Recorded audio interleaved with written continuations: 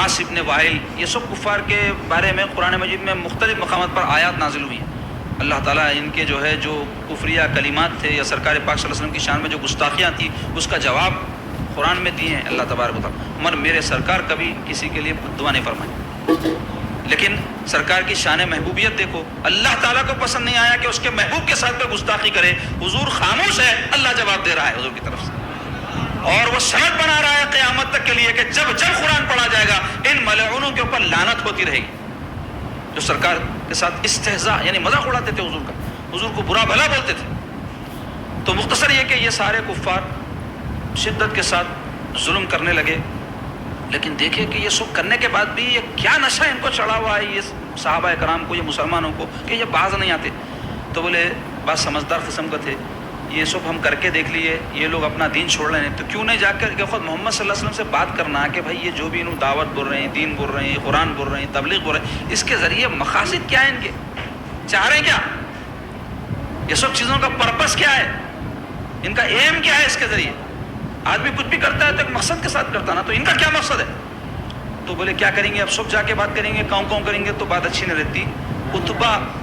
نام کا ایک شخص تھا، عتبہ ابن ربیعہ، بڑا سمجھدار، بڑا فصیح، بڑا بلیغ، دور اندیش۔ بولے دیکھو عتبہ تم بہت سمجھدار آدمی، ہم میں بات کرنے کی بھی تم میں اچھی صلاحیت ہے، تم جا کے محمد صلی اللہ علیہ وسلم کی دل کی بات نکال کے لاؤ، کیا چاہ رہے ہیں انہوں، اگر انہوں حکومت چاہ رہے ہیں تو ہم حکومت پہ ان کو بٹھا دیں گے، جھگڑا ختم ہو جاتا، سردار بنا دیا تو انہیں یہ چھوڑ دیتے کام اپنا۔ دولت چاہ رہے ہیں، چندہ جمع کر کے اتنا دیں گے کہ کوئی ان کو پھر دولت کی ضرورت ہی نہیں رہنا۔ کوئی خوبصورت حسین جمیل عورتوں سے کرنا چاہ رہے ہیں، ہمارے میں جو بھی عورتیں ہیں، بچیاں ہیں، جس سے شادی کرنا چاہ رہے ہیں کرا دیں گے، جھگڑا ختم ہو جاتا، تو جا کے تم بات کرو۔ تو آیا انہیں سرکار کی خدمت میں آ کے کہنے لگا ہے دیکھو محمد صلی اللہ علیہ وسلم، آپ ہمارے خاندان کے آدمی ہیں، ہمارے قبیلے کے آدمی ہیں، آپ یہ جو کچھ کر رہے ہیں اس سے بھائی بھائی لڑ رہے ہیں، آپس میں جھگڑے ہو رہے ہیں، مار پیٹ ہو رہی، یہ سب کئی کو، آپ یہ بولو یہ سب کیوں کر رہے ہیں آپ؟ اگر آپ چاہتے ہیں کہ مال دیا جائے تو ہم لوگ مال دے دیں، اگر آپ چاہتے ہیں عورت ہونا تو عورت دے دیتے، اگر آپ چاہ رہے ہیں سرداری ہم دے دیتے آپ کو۔ یہ سن کے میرے پیارے آقا علیہ الصلوۃ والسلام قرآن مجید کی آیات کی تلاوت شروع فرما دی جواب میں، جیسے جیسے میرے سرکار اللہ کے نبی کلام الہی حضور کی زبان سے نکل رہا، تو جب سرکار تلاوت فرماتے جاتے ہیں تو یہ عتبہ کی ایسی حالت ہوئی، اپنا ہاتھ سرکار کے جو ہے لب اقدس پہ رکھ کے کہنے لگا محمد صلی اللہ علیہ وسلم بس کر دیجئے، خدا کے لیے بس کر دیجئے، کعبے کے خدا کے لیے بس کر دیجئے، آپ کے جو الفاظ ہیں میرا سینہ پھٹ جا رہا ہے، اس سے میرا کلیجہ منہ کو آ جا رہا۔ تو حضور پاک صلی اللہ علیہ وسلم سے بات کر کے واپس آیا، جب گیا تھا ایک حال سے گیا تھا، جب آیا تو ایک الگ حال سے آیا، لوگ دیکھ کے بولے نروس آ رہا ہے نا، اس کی باڈی لینگویج دیکھو، اس کی حالت دیکھو کیسا آ رہا ہے نا، بالکل ڈھیلا۔ آ کے بولا ہے میرے دوستو محمد صلی اللہ علیہ وسلم کو ان کے حال پہ چھوڑ دو۔ تو بولے یہ کیا بول رہا، ہم تیرے کو بھیجے جا کے ان کو جو ہے بات کر کے اپنا معاملہ رفع دفع کرا، اور تو آ کے ان کے بارے میں بول رہا ہے کہ ان کے حال پہ چھوڑ دو۔ تو بولے دیکھو انہوں ایک دعوت لے کے اٹھے، ایک پیغام لے کے اٹھے، اگر وہ کامیاب ہو گئے اپنے کام میں تو اس سے ہماری قریش کی عزت بڑھ جائیں گی، ساری دنیا میں ڈنکا بچ جائے گا، اور اگر ناکام ہو گئے تو ہم کو کیا کرنا ہے، خود ہی مسئلہ ختم ہو جاتا۔ تو یہ اس مشورے کو نہیں مانے لوگ، بولے نہیں تو ڈر گیا ان سے، انہوں امپریس کر دیے تیرے کو، لہٰذا تو ایسی باتیں کر رہا، چھوڑ تو، بلکہ اس کو لیٹ لے کے جو ہے پھر اپنے ظلم و ستم کا سلسلہ جاری رکھے۔ پھر بھی مسلمان رکنے کا نام نہیں لے رہے، اور ہلو تعداد بڑھتے جا رہی، تو اور ان کو جلن ہوتے جا رہی۔ تو بولے اب کیا کرنا، تو حضرت ابو طالب جو سرکار پاک صلی اللہ علیہ وسلم کے سب سے بڑے مددگار تھے، قبیلہ قریش کے سردار، حضور کے چچا، حضور پاک صلی اللہ علیہ وسلم کے عاشق، حضور سے محبت کرنے والے، اور ہر جگہ سینہ سپر ہو کر حضور کے لیے آگے رہنے والے، تو بولے ان کے پاس بھیجنا، کیونکہ انہوں مددگار ہے، اب انہوں کو حل نکال سکتے، تو ایک گروپ بنائے تاکہ ان کو امپریس کرے، ڈرائے۔ ابو جہل، ابو لہب ان کا بھائی تھا ابو طالب کا، اس کے علاوہ اور دوسرے کفار، ولید اور وائس نام کا جو تھا، وہ یہ سب جمع ہوئے پورے ہو کے ان کے پاس آئے حضرت ابو طالب کے بعد، آ کے کہنے لگے دیکھو ابو طالب، آپ کے جو ہے بھتیجے محمد صلی اللہ علیہ وسلم بہت ہی اوور کر دیا، ہمارے برداشت کے باہر ہو گیا، اور آپ ہیں کہ ہر جگہ ان کی مدد کر رہے ہیں، ہر جگہ آپ ان کے ساتھ جو ہے بیچ میں رہ رہے ہیں، تو اب ہم سے برداشت نہیں ہوتا، اب آپ ایک کام کرو، یا تو محمد صلی اللہ علیہ وسلم کو ہمارے حوالے کر دو کہ ہم جو ان کے ساتھ کرنا ہے کریں گے، یا نہیں آپ ان کا ساتھ دیتے تو پھر ہم سے لڑنے تیار ہو جاؤ، ہم پوروں سے آپ کو لڑنا پڑے گا۔ تو ان کی یہ باتیں سن کے ذرا ابو طالب بھی فکر مند ہو گئے کہ آج تک ان کی مجال نہیں تھی، میرا احترام کرتے تھے، ادب کرتے تھے، اب ان منہ کھل گیا ان کا، اور بڑی بڑی باتیں کر رہے, دھمکیاں دے رہے میرے کو. تو حضور پاک صلی اللہ علیہ وسلم سے مل کے کہنے لگے, بھتیجے اب میں بوڑھا ہو گیا, میں بہت تھک گیا, اب مزید بوجھ آپ میرے کندھوں پر مت ڈالیے اور یہ سب چھوڑ دیں. آپ کیوں جو ہے آپ ان کے بتوں کو برا بول رہی ہیں, کیوں ان کو جو ہے ان چیزوں سے روک رہے ہیں جس کی وجہ سے آپ کے بھی میرے بھی دشمن ہو گئے, جس کی مجال نہیں تھی کہ میرے سامنے زبان کھول سکے, میرے کو دھمکیاں دے کے گئے لوگ. میرے سرکار سن کے بولے, چچا یہ جو کام ہے نا دعوت کا, تبلیغ کا, نہ میں آپ کی مرضی سے شروع کرا نہ ہی میں آپ کے لیے شروع کرا. یہ کام کی ذمہ داری میرے رب نے مجھے دی ہے اور میں یہ اس وقت تک کرتا رہوں گا جب تک کہ میں اپنے مشن میں یا تو کامیاب ہو جاؤں یا اسی کام میں میری شہادت ہو جائے. اگر یہ لوگ میرے سیدھے ہاتھ پر سورج اور بائیں ہاتھ پہ چاند لا کے بھی رکھتے ہیں تو میں اپنے کام سے باز نہیں ہوں. اب آپ کو میری مدد کرنی ہو کیجئے, نہیں کرنا ہے تو آپ کی مرضی. سرکار کی یہ تقریر جب انہوں سنے تو ان کا ہاشمی خون کھول اٹھا. کہنے لگے, بھتیجے ایسا ہو ہی نہیں سکتا کہ ابو طالب کبھی آپ کا ساتھ چھوڑے, مرتے دم تک میں آپ کے ساتھ ہوں, آپ اپنا کام کیے جائیے, جو حالت پیدا ہوں گے اس کے لیے میں تیار ہوں. تو اپنی عقیدت کا سرکار پاک صلی اللہ علیہ وسلم سے اظہار کر دیے. حضور پاک صلی اللہ علیہ وسلم کی دعوت کا سلسلہ چلنے لگا تو ادھر کفار کی زیادتی بھی بڑھنے لگی. تو پیارے آقا علیہ الصلوۃ والسلام دیکھے کہ بہت سارے جو مجبور کمزور قسم کے مسلمان ہیں وہ جو ہے پریشان ہو جا رہے ہیں, ان کا کوئی مددگار نہیں ہے. تو حضور علیہ الصلوۃ والسلام جو ہے ان کو حکم فرمائے کہ تم لوگ حبشہ, ایک شہر ہے افریقہ میں, آج کل شاید اس کو ایتھوپیا بولتے ہیں, وہ جدہ کے جو ساحل سے افریقہ کا جو بارڈر لگتا ہے وہاں قریب ہے, بیچ میں تھوڑا سمندر ہے, وہ طے کر کے اگر کوئی جائے تو وہاں پہنچ جاتا. تو حضور پاک صلی اللہ علیہ وسلم کی اجازت سے جو ہے 11 مرد اور تقریباً جو ہے 4 عورتیں, جن میں سرکار پاک صلی اللہ علیہ وسلم کے داماد حضرت سیدنا عثمان غنی اور سرکار کی صاحبزادی جو بی بی رقیہ, یہ جو ہے ہجرت کرے. اس کو ہجرت حبشہ بولتے ہیں سیرت کی کتابوں میں, ہجرت حبشہ کی جانب. یہ پہلی ہجرت ہے, مدینہ شریف کی ہجرت بعد میں ہوئی. اور یہ نبوت کے اعلان کے 5ویں سال کا یہ واقعہ ہے. نبوت کے 5ویں سال کیا ہوا, ہجرت حبشہ ہوا, جس میں 11 مرد 4 عورتیں وہاں گئے. وہاں جانے کے بعد میں وہاں آرام سے چین سے رہنے لگے. تو ہوا یہ کہ ایک جھوٹی خبر کفاروں نے اڑا دی کہ محمد صلی اللہ علیہ وسلم میں اور کفاروں میں صلح ہو گئی. تو ان لوگوں کو یہ خبر پہنچی, وہاں حبشہ میں لوگ سفر کرتے تھے, تجارت کے لیے آتے جاتے تھے, پتہ چلا ارے مسلمانوں میں اور کافروں میں صلح ہو گئی. تو لوگوں بولے چلو اچھا ہو گیا نا بھائی, اپنا وطن چھوڑ کے ہم تکلیف اٹھا کے آئے تھے, اب جو ہے ہم واپس جائیں گے بول کے واپس جب مکہ مکرمہ کے قریب پہنچے تو پتہ چلا افواہ تھی, جھوٹی بات تھی, ایسی کوئی چیز نہیں ہوئی ہے. تو اب وہ لوگ آ کے پریشان ہو گئے. اب مکہ بھی جا نہیں سکتے کیونکہ حالات بد سے بدتر ہو گئے تھے, اور پھر واپس پلٹ کے سفر کر کے جاؤ یہ بھی بڑا مشکل تھا. تو پھنس گئے آ کے. پھر بعد میں ہوا یہ کہ تعداد ان میں بڑھنے لگی جانے والوں کی. جب واپس یہ لوگ آئے تو ان کے ساتھ ظلم اور زیادتیاں اور ہونے لگیں. تو پھر جو ہے دوسری ہجرت حبشہ کی جانب ہوئی, جس میں 83 مرد اور 18 عورتیں ہجرت کی, اور جا کر وہاں عیسائی بادشاہ تھا حبشہ کا, شاہ نجاشی لقب تھا, جیسے پرائم منسٹر پریزیڈنٹ لقب ہوتا ہے نا, اور نام ان کا تھا اسمہ ان کا نام تھا. تو وہاں ان کی حکومت تھی. یہ لوگ جا کر وہاں امن و امان سے رہنے لگے, کیونکہ عیسائی ہونے کی وجہ سے بت پرستی نہیں تھی, تو مسلمانوں کو اپنے دین پہ عمل کرنے میں کوئی مشکل نہیں ہو رہی تھی. کفار کو پتہ چلا کہ بھائی اتنی بڑی تعداد وہاں جا کے رہ گئی ہے تو ان کو برداشت نہیں ہوا. تو یہ لوگ کیا کرے, عمر ابن العاص اور عمارہ نام کے 2 افراد کو اپنا ایلچی بنا کے, نمائندہ بنا کے ان کے نجاشی کے دربار میں بھیجے. تو جا کے تم وہاں پیروی کرو اور بولو کہ یہ ہمارے جو ہے قوم کے لوگ جو مجرم ہیں ہمارے بھاگ کے آ گئے, آپ ان کو واپس کرو. اس کو آج کے دور میں بھی ایکسٹریڈیشن بولتے. کوئی ملک میں جا کے مجرم بیٹھ گئے تو کسی ملک کی کسی ملک سے ٹریٹی رہتی, تعلقات رہتے, جس میں یہ رہتا کہ ہمارے مجرمہ تمہارے پاس ہے تو تم دے دینا, تمہارے مجرمہ ہے تو ہم دے دیتے. تو جا کے بولے ہم کو دے دو. تو وہ بادشاہ بڑا سمجھدار تھا نجاشی, وہ بولا نہیں آپ تو اپنا معاملہ رکھ دیے, جس پر الزام لگا رہے ان کو بھی تو بلا کے پوچھیں گے کہ بات کیا ہے. تو جب خبر پہنچی مسلمانوں کو کہ کفار کا جو ہے ایک وفد پہنچا ہے ان کے پاس اور بادشاہ طلب کیے ہیں, تو حضرت جعفر بن ابو طالب, سیدنا علی کے بھائی جعفر طیار رضی اللہ عنہ مسلمانوں کی طرف سے بادشاہ کے دربار میں پہنچے. یہ کافر جب پہنچے تو وہ کیا کیے, سجدہ کیے ان کو, اور حضرت جعفر سجدہ نہیں کیا۔ تو فوری کفار کہنے لگے دیکھو دیکھو ہم تو اتنی تعظیم کرتے ہیں آپ کی بادشاہ سلامت، اور یہ ہے کہ آپ کے سامنے جھک رہے ہیں۔ تو بادشاہ پوچھا کیوں ایسا، دربار کے آداب ہیں سب جھکتے، آپ کیوں نہیں جھکے؟ تو بولے ہمارے نبی پاک صلی اللہ علیہ وسلم کسی بھی انسان کو بشر کو سجدہ کرنے سے منع فرمائے، ہم صرف اللہ کو سجدہ کرتے ہیں۔ تو نے بولا یہ بات تو ٹھیک ہے، ہمارے مذہب میں بھی یہی تعلیم ہے غلام، کیونکہ وہ بھی آسمانی مذہب تھا نا۔ اس کے بعد میں وہ بادشاہ بولا کہ دیکھو یہ لوگ آئے ہیں مکے سے اور تمہارے بارے میں کہتے ہیں کہ تم لوگ مجرم ہو اور تم لوگ جو ہے بھاگ کے آئے ہو۔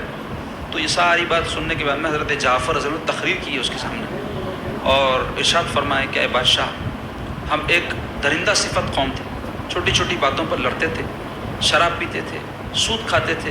زنا کرتے تھے، ہر طرح کی برائی بد اخلاقی ہمارے اندر تھی۔ اللہ نے ہم پہ فضل کیا، اللہ نے ہم پہ کرم کیا، اللہ نے اپنے نبی کو ہم میں بھیج دیا، وہ تشریف لائے، بت پرستی سے ہم کو منع کرے، نیکی کی ہم کو دعوت دیے، خیر و بھلائی کی باتیں بتائے، اچھے اچھے اخلاق ہم کو سکھائے، ہم اس پہ عمل کر رہے ہیں۔ تو یہ جو قوم ہے ہماری دشمن ہو گئی اور ہمارے ساتھ ظلم و زیادتی کرنے لگی، ان کے ظلم اور زیادتی سے بچنے کے لیے ہم آپ کی امن والی سلطنت میں آئے۔ یہ تقریر سننا تھا، اسمہی پلٹ کے یہ وفد کی طرف عمر بن عاص سے کہنے لگا کیا بات ہے، یہ جو کہہ رہے ہیں سچ ہے؟ تو فوری جو ہے انہوں پینترا پھینکے، کیونکہ یہ وفد جو رہتے بڑے ہوشیار رہتے ہیں، ان کو معلوم رہتا بات کیسا کرنا۔ کیا پینترا بدل کے بولے بادشاہ سلامت آپ کے عیسیٰ علیہ السلام ہے نہیں، ان کے بارے میں کیا کچھ عقیدہ ہے لوگوں کا، آپ ذرا پوچھو۔ تو بادشاہ پوچھا کیا عقیدہ ہے؟ تو حضرت جعفر سورہ مریم کی آیات پڑھنا شروع کرے۔ جیسے ہی آپ وہ آیات پڑھتے جاتے تو وہ بادشاہ کے دل پر ایسا اثر ہوا جس میں حضرت عیسیٰ کی فضیلت اور ان کی حیثیت کیا ہے، اللہ کے بندے رسول اور کلمت اللہ روح اللہ ہے، اللہ نے بیان فرمایا ہے، سن کے رونا شروع کر دیا، زار و خطار روتا جاتا تھا اور کہتا تھا یہ وہی کلام ہے خدا کی قسم جو اللہ نے حضرت عیسیٰ پہ بھی نازل کیا تھا، اللہ کا کلام ہے۔ اور جھڑک کے بے عزت کر کے وہ وفد کو نکال دیا اپنے دربار سے، کہنے لگا میری سلطنت میں جہاں چاہے رہو، کسی کی مجال نہیں ہے کہ تم کو کوئی تکلیف پہنچا سکے۔ تو مسلمان بڑے آرام سے مارنے لگے اور یہ کفار ذلیل و رسوا ہو کر واپس آ گئے۔ تو اب ان کو اور انگار لگ گئی، انہوں بولے جہاں جا رہے ہیں فیل ہو جا رہے ہیں، جہاں جا رہے ہیں ناکام ہو جا رہے ہیں، کیا کرنا، اور ظلم بڑھاؤ۔ اب بڑھانے لگے، ظلم ستم کی انتہا یہ کر دیے، یہاں تک کہ نبوت کا جب 7واں سال آیا تو سب کفار مل کے پلاننگ کرے کہ بھائی اب ان کو ہم اپنی باتوں سے، مار پیٹ سے، کسی چیز سے منع نہیں کر سک رہے ہیں، ان کے دین سے تو کیا کرنا۔ تو بولے کام یہ کرنا، ان کا بائیکاٹ کر دینا مسلمانوں کا، اور خاندان بنو ہاشم کا۔ کیوں؟ حضور پاک صلی اللہ علیہ وسلم کے خاندان کے جو بھی افراد تھے حضور کے مددگار تھے، ابو طالب اور دیگر افراد، تو ان کا بائیکاٹ کرنا تاکہ یہ حضور پاک صلی اللہ علیہ وسلم کا ساتھ چھوڑ دیں۔ تو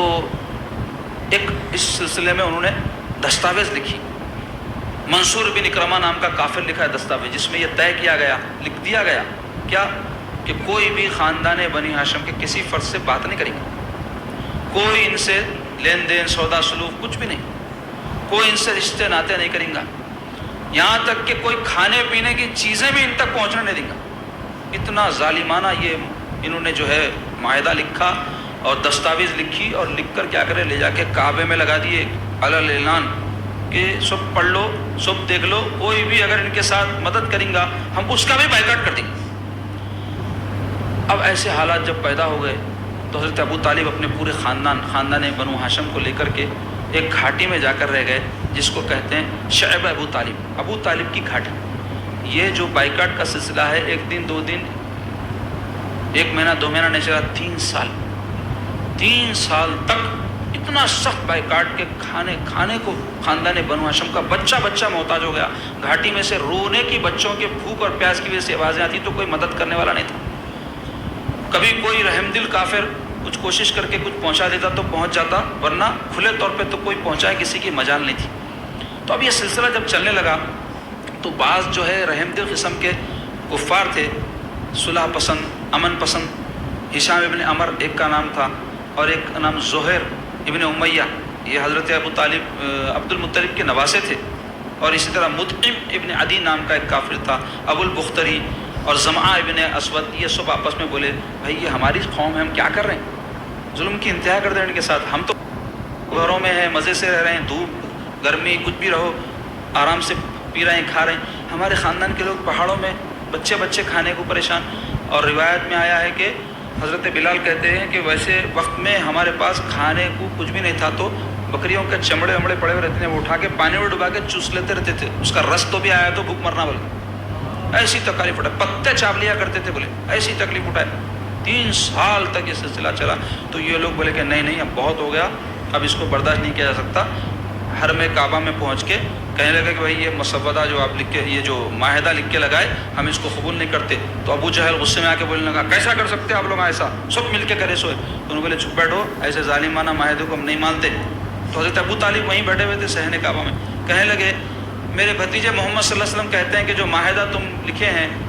یا جو دستاویز لکھے ہیں اس کو دیمک چاٹ گئی، جا کے دیکھ لو، اور جہاں پر اللہ پاک کا نام آیا ہے اللہ اللہ، وہ حصے کو چھوڑ کر، اگر یہ بات سچی ہے تو تم یہ جو ہے دستاویز پھاڑ کے پھینک دو، اگر نہیں ہے تو میں محمد صلی اللہ علیہ وسلم کو تمہارے حوالے کر دیتا ہوں۔ تو جلدی جلدی جا کے کافرہ دیکھے تو کیا ہے، سارا جو وہ دستاویز تھا دیمک چاٹ گئی تھی،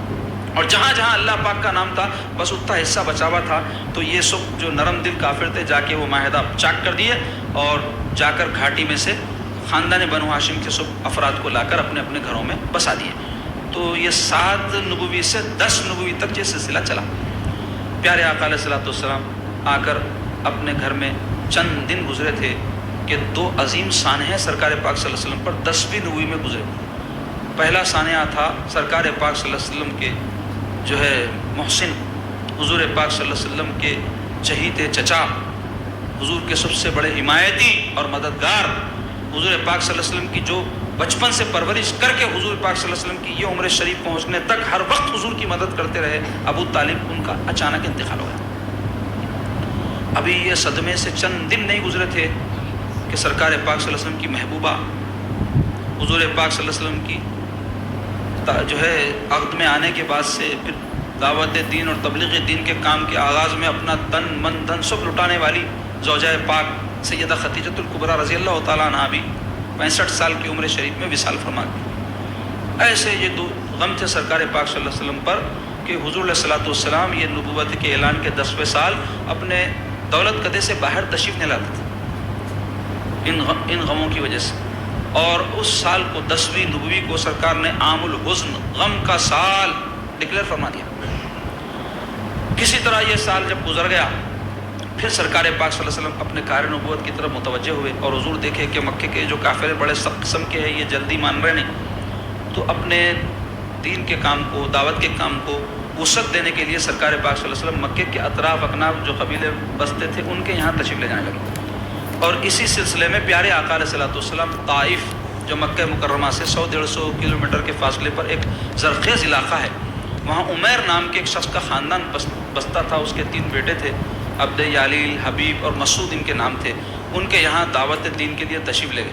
اور جا کر سرکار پاک صلی اللہ علیہ وسلم جب ان کو پیغام دیے دین کا تو بدبخت مانتے کیا، سرکار پاک صلی اللہ علیہ وسلم کے ساتھ بدتمیزی سے پیش آئے، بد اخلاقی کرنے لگے، اور انتہا یہ کر دیے کہ شریر اور اوباش قسم کے جو لڑکے تھے، غنڈے قسم کے، ان کو سرکار پاک صلی اللہ علیہ وسلم کے پیچھے لگا دیے۔ سرکار پاک صلی اللہ علیہ وسلم جب مایوس ہو کے ان لوگوں سے واپس تشریف لے جا رہے تھے تو وہ شریر قسم کے جو نوجوان تھے، اوباش قسم کے غنڈے، وہ سرکار پاک صلی اللہ علیہ وسلم پر پتھراؤ کرنے لگے۔ تو حضرت زید بن حارثہ اس سفر میں سرکار کے غلام خاص ساتھ تھے، تو وہ پتھروں کو اپنے آپ پر لینے لگے، ڈھال بن گئے سرکار کی۔ اتنے پتھر انہوں نے برسائے، وہ ڈھال بننے کے باوجود بھی اتنا سرکار کو زخم آئے کہ خون مبارک بہہ کر جوتیوں کے ساتھ چمٹ گیا، پیروں کے ساتھ جوتی الگ نہیں ہوتی تھی پیر سے، اتنا خون بہا سرکار پاک صلی اللہ علیہ وسلم کا۔ اور حضور پاک صلی اللہ علیہ وسلم جب جو ہے خون کے بہنے سے کمزوری محسوس کر کے کہیں بیٹھ جاتے تو یہ بدبخت آ کر حضور کے رٹھے پکڑ کر اٹھاتے، اور جب حضور کھڑے ہوتے تو پھر پتھر مارتے۔ یہاں تک کہ حضور پاک صلی اللہ علیہ وسلم جب اس علاقے سے نکلے تو طائف کے قریب میں ایک باغ تھا، وہاں تھک ہار کے حضرت زید بن حارثہ کے ساتھ تشریف فرما ہو گئے۔ تو وہاں پر ایک باغ تھا، فارم ہاؤس، عتبہ ابن ربیعہ اور شیبہ ابن ربیعہ تو مکے کے جو رئیس تھے ان کا وہ فارم ہاؤس تھا، ان کا باغ تھا۔ وہ لوگ دیکھے یار محمد صلی اللہ علیہ وسلم یہ تو ہمارے قبیلے کے آدمی ہیں، ان کے ساتھ زیادتی ہو گئی تو ان کو ذرا رحم آ گیا۔ تو ان کا ایک غلام تھا، عداس اس کا نام تھا، اس کو بلا کر بولے یہ تھوڑے انگور ہے، پانی ہے، لے جاؤ ذرا محمد صلی اللہ علیہ وسلم کو دو۔ تو حضور پاک صلی اللہ علیہ وسلم کی خدمت میں عداس وہ لے کر آیا انگور۔ پیارے آقا علیہ الصلوۃ والسلام کانپتے ہوئے دستہ اقدس سے انگور کا خوشہ توڑ کر بسم اللہ الرحمن الرحیم پڑھ کر اپنے دہن مبارک میں رکھے۔ تو عداس حیران ہو گیا، کہنے لگا یہ کیا پڑھے آپ، بسم اللہ الرحمن الرحیم؟ یہاں کے علاقے کے لوگ تو کھاتے پیتے خود ایسا کچھ بھی نہیں پڑھتے. تو حضور پاک صلی اللہ علیہ وسلم عباس سے دریافت فرمایا تم کہاں کے رہنے والے ہو؟ تو کہنے لگا میں عراق کے شہر نینوا کا رہنے والا ہوں. تو سرکار پاک صلی اللہ علیہ وسلم فرمایا اچھا تم یونس ابن متہ کی سرزمین کے ہو؟ تو سنتے ہی حیران رہ گیا, بولے آپ یونس علیہ السلام کو کیسا پہچانتے؟ تو سرکار فرمایا وہ بھی اللہ کے نبی تھے, میں بھی اللہ کا نبی ہوں. تو جیسے ہی یہ سنا تو حضور پاک صلی اللہ علیہ وسلم کے دست اقدس اور خدوں مبارک کو چومنے لگا, بوسے دینے لگا اور حضور کا کلمہ پڑھ کے مسلمان ہو گیا. وہ دونوں کافر آ گئے تو حیران ہو گئے, بولے ارے جو ان کے پاس جاتا ہے ان کا ہو جاتا, بولے جو ان کی خدمت میں گیا واپس نہیں آتا, بولے تو وہ ایمان قبول کر لیا انہوں. پھر سرکار پاک صلی اللہ علیہ وسلم وہاں سے جب آگے بڑھے, نخلا ایک مقام ہے مکے اور طائف کے بیچ میں, وہاں پیارے آقا علیہ الصلوۃ والسلام نماز تہجد ادا فرمائے. حضور تہجد بڑی پابندی سے پڑھتے تھے, بڑی فضیلت والی نماز. تو نماز میں قرآن جب تلاوت کیے تو وہاں سے جنات گزر رہے تھے, تلاوت سنتے نیچے آئے اور ان کو پہلے سے خبر تھی کہ نبی آخر الزمان تشریف لانے والے ہیں اور قرآن کا کلام ہوگا اللہ کا جو ان پر نازل کیا جائے گا, یہ وہی کلام ہے, یہ وہی نبی ہے. فوری جا کے اپنے جناتوں کو خبر دیے, جس کا ذکر سورہ جن 29 پارے میں ابتدائی آیت میں. جیسے ہی خبر دیے تو کثیر تعداد, نصیبین ایک مقام ہے وہاں بہت جنات رہتے, وہاں سے بڑی تعداد آ کے ذوق در ذوق سرکار پاک صلی اللہ علیہ وسلم پر ایمان قبول کرنے لگے, سرکار کا کلمہ پڑھنے لگے. پھر سرکار پاک صلی اللہ علیہ وسلم وہاں سے اور آگے بڑھے تو ایک مقام پر قرن الثعلب اس کا نام ہے, اس مقام پر پہنچنے کے بعد وہاں جو ہے بہت تھکے ہوئے تھے حضور. تو اس جو وہاں پہ واقعہ رونما ہوا اس کا تھوڑا سا ریفرنس یہ ہے کہ سیدہ عائشہ صدیقہ رضی اللہ تعالیٰ ایک مرتبہ حضور سے پوچھی یا رسول اللہ احد کے میدان میں تو آپ کو بہت تکلیف اٹھانا پڑا, کیونکہ واقعات جب آئیں گے انشاءاللہ اس میں آپ کو تفصیل معلوم ہوگی کہ کفار حضور کو بہت تکلیف پہنچائے تھے احد کے میدان. تو بولے یا رسول اللہ احد کے دن سے بھی کوئی دن آپ کے لیے تکلیف کا گزرا؟ تو پیارے آقا علیہ الصلوۃ والسلام فرمائے ہاں اے عائشہ, ایک دن جو احد کے دن سے بھی میرے پر تکلیف کا گزرا وہ طائف کا دن تھا. فرمائے کہ جب میرے ساتھ کافروں نے اتنی زیادتی کی تو میں ایک مقام پر قرن الثعالب کے مقام پر بیٹھا ہوا تھا کہ جبریل علیہ السلام حاضر خدمت ہوئے اور آ کر گزار ہوئے یا رسول اللہ میرے ساتھ پہاڑوں پر جو فرشتہ اللہ نے متعین کیا ہے وہ ساتھ آیا ہے. پھر وہ فرشتہ گزار ہوا پہاڑوں کا, یا رسول اللہ اللہ نے مجھے بھیجا ہے اور مجھے حکم دیا ہے کہ اگر آپ ابھی حکم فرمائیں تو دو جو پہاڑوں کے بیچ میں طائف کی بستی ہے ان کو پیس کے رکھ دو, عذاب نازل کر دو. تو میرے آقا علیہ الصلوۃ والسلام سن کر فرمائے اس فرشتے سے نہیں, کوئی عذاب نہیں نازل کرنا, اللہ مجھے رحمت للعالمین بنا کر بھیجا ہے. آج کوئی بات نہیں, یہ لوگ اسلام قبول نہیں کیے, آنے والے ان کی نسلیں انشاءاللہ اسلام قبول کر لیں گی. میرے سرکار کی زبان سے نکلا آج آپ دیکھو وہاں کفر کا نام و نشان مٹ گیا, نسلاً بعد نسل اللہ تعالیٰ ان کو دولت ایمان سے سرفراز فرما دیا. بہرحال آقا جب تشریف لائے تو مکے میں بھی حالات ٹھیک نہیں تھے. تو حضور پاک صلی اللہ علیہ وسلم مطعم ابن عدی نام کے ایک شخص تھے, ان کے پاس پیغام بھیجا کہ تم مجھے امان میں لے لو. اس زمانے میں طریقہ تھا کہ اگر کوئی امان کسی سے طلب کرتا, مطلب اپنے سیکیورٹی میں لے لو, اپنی ذمہ داری میں لے لو, تو دشمن بھی اگر کوئی ہوتا تو وہ قبول کر لیتا تھا کہ میں آپ کو امان دیتا ہوں. تو جیسے ہی ان کو اطلاع ہوئی وہ کہنے لگا یقیناً میں آپ کو امان دیتا ہوں. تو اپنے بیٹوں کو بھیجے تو ان کے بیٹے آئے, سرکار پاک صلی اللہ علیہ وسلم کو تلواروں کے سائے میں لا کر کعبۃ اللہ شریف میں حضور کو طواف کروائے, پھر لے جا کے حضور کو اپنے گھر میں چھوڑ دی. تو یہ جو واقعہ ہے طائف کا نبوت کے 11ویں سال کا واقعہ ہے. حضور پاک صلی اللہ علیہ وسلم کا طریقہ یہ تھا کہ حج کے موقع پر جو قبیلے اطراف اکناف دور قریب سے مکے کو آتے تھے, سرکار ان کے پاس تشریف لے جا کر دعوت دین دیتے تھے, تبلیغ فرماتے تھے. تو ہوا یہ کہ 11ویں سال نبوت کے سرکار پاک صلی اللہ علیہ وسلم مختلف بازار جو لگتے تھے حج کے موقع پر, ایک کا نام تھا عکاس, مجنہ اور ایسے کچھ اور نام تھے, وہ بازاروں میں تشریف لے جاتے تھے, لوگ جمع رہتے تھے, وہاں ان کو قرآن پڑھ کے سناتے تھے, توحید ان کو سمجھاتے تھے. تو مدینہ شریف کے کچھ صحابہ حج کے لیے آئے ہوئے تھے, صحابہ تو بعد میں بنے, مدینہ کے افراد. تو چونکہ مدینہ میں جو ہے جس کا نام پہلے یثرب تھا, وہاں یہود بستے تھے اور اوس و خزرج 2 قبیلے تھے, بڑے جنگجو قبیلے. پہلے تو یہ مل جل کے رہتے تھے, بعد میں کیا ہو گیا ان میں لڑائیاں ہونے لگی اور جنگ بواس نام کی ایک ان میں جنگ ہوئی جس میں ان کے بڑے بڑے بہادر لڑ بھڑ کے مر گئے. اور ان کی لڑائیوں کی وجہ سے ان کو ہتھیار کے واسطے, جنگی سامان کے واسطے پیسوں کی ضرورت پڑتی, تو یہودی کیا ہے ان کو سود پہ پیسے دیتے. تو سود کی مصیبت میں مبتلا تھے، اور یہودی چونکہ پڑھے لکھے رہتے تھے اور ان کو جو ہے نبی آخر الزماں کی خبریں بتا کر ڈراتے تھے. نبی آخر الزماں تشریف لانے والے، ان کا زمانہ قریب آ گیا، یہ علامت ہو گئی، وہ علامت ہو گئی، جب وہ آئیں گے ہم ان پہ ایمان لائیں گے اور ہم تم سب کو زیر کر کے مدینے پہ اپنا پورا قبضہ جمائیں گے، بلکہ بولتے تھے.